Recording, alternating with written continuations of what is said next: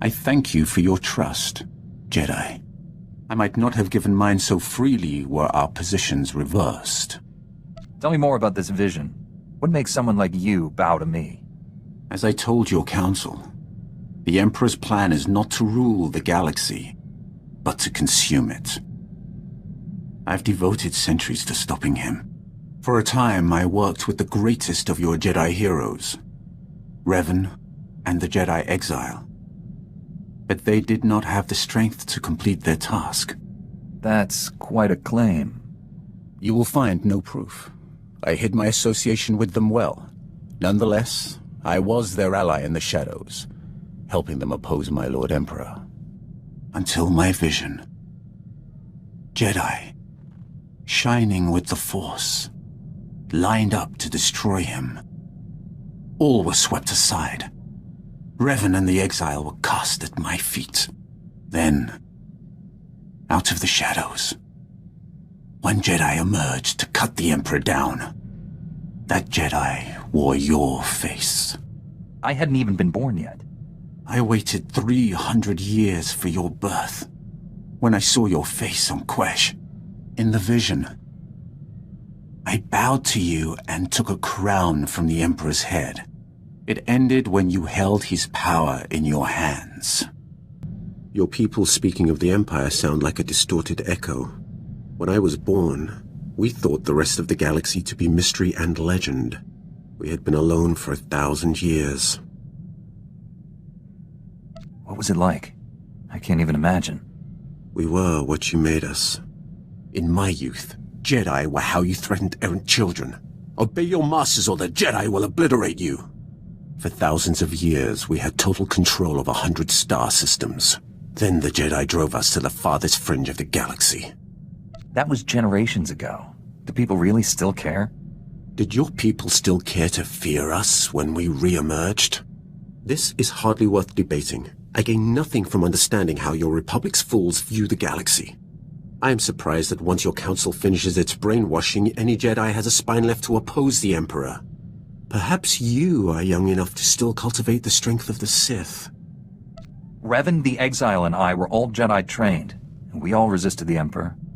What Sith have done so? That was a surprise.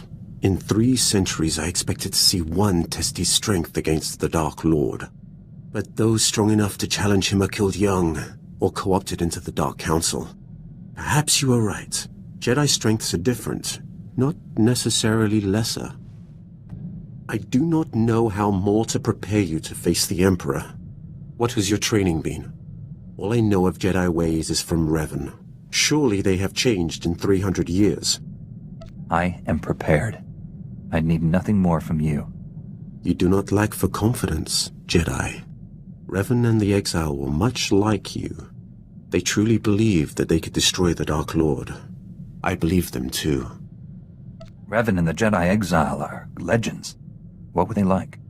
It should not have surprised anyone that Revan turned Sith. He knew you cannot fight the dark side without understanding it. The Exile was harder to read. Even with all she had done, she never trusted herself. With Revan, she was his student again. I liked them. I would have served them, but my vision told me they would fail. I cut down the Exile and brought Revan to the Emperor as a gift. Is that what you're planning to do to me?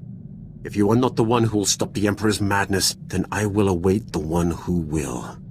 The only way to live long enough to find the Jedi who would kill the Emperor, to find you, was to convince him to trust me. He took my offering and gave me a place at his side. He gave me immortality. It was a gift, but not without its price. It has been enlightening to spend so much time among you and your Jedi. For 300 years I have spoken to no one but Sith, and they do not change. They are the same on Korriban now as in my childhood. The same tricks, the same fights, the same groveling and mind control. Was that almost a compliment? I am only surprised that I have learned the most of the Force from a Jedi. Revan taught me to be effective when I became the Emperor's wrath. And now I have learned as much from you. You have opened my eyes as well. And here I thought you weren't listening.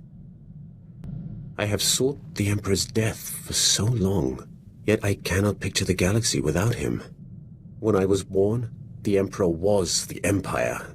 Everything existed to feed his whims. He was so far above us, no one, Sith or slave, would have dared even form an opinion about him. I'd say joining Revan to kill him counts as an opinion. When I began serving him, I thought it was far simpler than that. The Emperor was just a man, isolated by unimaginable power and the inability to trust the scheming sycophants who served him. I was wrong. He is a disease that must be stopped before it ravages us. I will stop him. Then heed me. Immortality comes at a terrible price.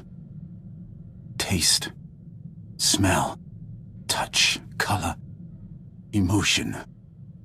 The Emperor and I experience none of these things. We are no longer mortal. When you face the Emperor, do not forget that. I now understand why your council tries to control your pleasure as well as your anger. Pleasure is a far more powerful motivator. What makes pleasure more dangerous than other emotions? Pleasure is the foundation of all desires. There is nothing that inspires so much anger as thwarted longing. I still remember the feel of sunlight on my skin, the scent of favorite foods, the color of my first love's eyes. To experience those simple pleasures again would be worth anything. See, you haven't lost your humanity after all. Do not mock me. I understand why your council controls you. What I'll never comprehend is why you let them. You have surprised me, Jedi. You have the heart of a Sith. Had you been born on Korriban, you would be sitting on the Dark Council now. It is too late to turn you fully from the light. But should your children have a connection to the Force, I will see them properly trained. Was that a compliment or a threat? How did you take it? The Force is strong in you. Too strong for the restrictions the Jedi impose. Had you been instructed in the true way of the Force, the galaxy could not match your power. I will make sure that mistake does not happen again.